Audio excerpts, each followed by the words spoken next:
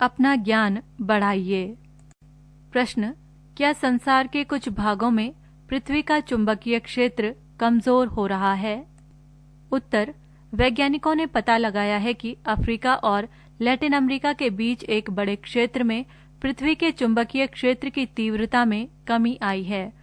चुंबकीय तीव्रता में आ रही कमी को दक्षिण अटलांटिक विषमता का नाम दिया जा रहा है। यूरोपीय स्पेस एजेंसी ने सैटेलाइट की सहायता से आंकड़े एकत्रित किए।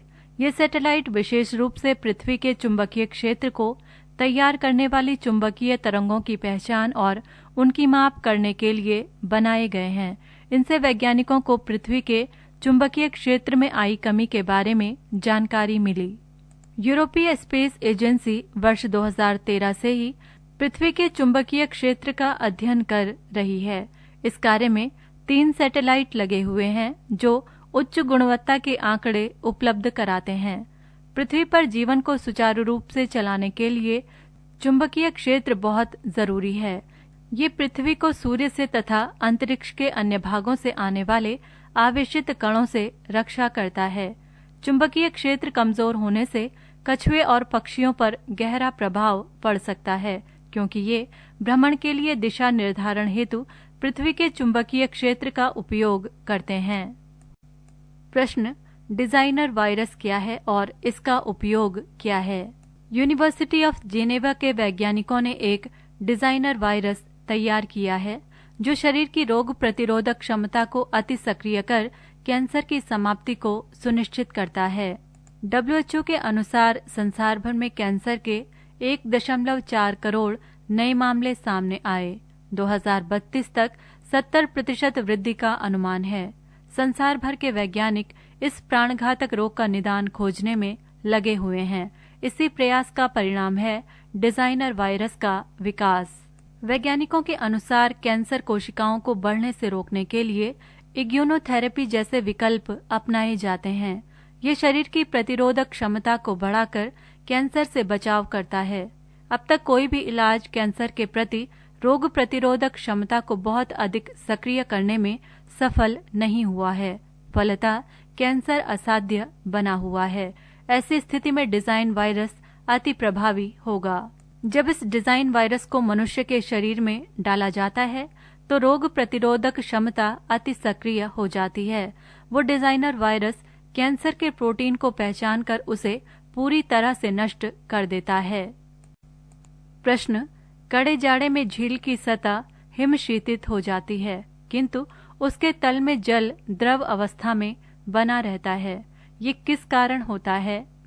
उत्तर, 4 डिग्री सेंटीग्रेड पर जल का आयतन न्यूनतम एवं घनत्व अधिकतम होता है। झीलों एवं नदियों की केवल ऊपरी सतह के जमने में पानी के अनियमित प्रसार की महत्वपूर्ण भूमिका होती है। जाड़े के दिनों में वायुमंडलीय तापमान 0 डिग्री सेंटीग्रेड से कम हो जाने पर झीलों और नदियों की ऊपरी सतह ठंडी होने लगती है। जब सतही जल का तापमान 4 डिग्री सेंटीग्रेड तक पहुंच जाता है तब वो अधिकतम घनत्व के कारण नीचे बैठ जाता है और नीचे की परत में विद्यमान जल को ऊपर की ओर विस्थापित कर देता है। ये प्रक्रिया तब तक चलती रहती है जब तक संपूर्ण जल का तापमान 4 डिग्री सेंटीग्रेड हो जाता है। ऊपर का जल 0 डिग्री सेंटीग्रेड पर जम जाता है, जबकि नीचे विद्यमान जल का तापमान 4 डिग्री सेंटीग्रेड ही रहता है। झील की ऊपरी हिमशीतित सतह ऊष्मारोधी का कार्य करती है तथा जल में विद्यमान ऊष्मा को बाहर नहीं जाने देती। प्रश्न, नोबल गैस क्या होती है? उत्तर, आवर्त सारणी के समूह 18 में 6 तत्व हैं: हीलियम, नियॉन, आर्गन, क्रिप्टन, ज़ेनन तथा रेडॉन। ये सभी सामान्य ताप पर रासायनिक रूप से अक्रिय गैसें हैं। ये गैसें उत्कृष्ट धातुओं जैसे प्लैटिनम एवं सोना के समान मुक्त अवस्था में पाई जाती हैं तथा इनमें क्रियाशीलता का अभाव रहता है, अतः इन्हें उत्कृष्ट गैस या नोबल गैस कहते हैं। पृष्ठ संख्या 183। प्रश्न, संसदीय प्रश्न क्या हैं? संसदीय प्रश्न लोकसभा में प्रक्रिया और कार्य संचालन नियम तथा अध्यक्ष के निर्देश में विहित शर्तों के अधीन अविलंबनीय लोक महत्व के मामलों पर सूचना प्राप्त करने के लिए सदस्य को उपलब्ध महत्वपूर्ण संसदीय तंत्र है। कोई भी सदस्य किसी मंत्री को संबोधित विशेष संज्ञान के अंतर्गत लोक महत्व के विशेष मामलों के बारे में सूचना प्राप्त करने के प्रयोजन से प्रश्न पूछ सकता है। संसदीय प्रश्न लोकसभा की कार्यप्रणाली और कामकाज से संबंधित नियम और अध्यक्ष द्वारा दिए गए निर्देशों के तहत सदस्यों को तत्काल सार्वजनिक महत्व से जुड़े विषय के बारे में जानकारी प्राप्त करने के लिए उपलब्ध महत्वपूर्ण संसदीय उपकरणों में से एक हैं। कोई भी सदस्य उस मंत्री के विशेष संज्ञान के तहत सार्वजनिक महत्व के विषय पर जानकारी प्राप्त करने के उद्देश्य से प्रश्न पूछ सकता है, जिसके मंत्रालय से वो प्रश्न संबंधित है। प्रश्न, भारतीय संविधान की प्रमुख एकात्मक एवं संघात्मक विशेषताएं कौन कौन सी हैं? भारतीय संविधान में एकात्मक एवं संघात्मक दोनों प्रकार की विशेषताएं निहित हैं।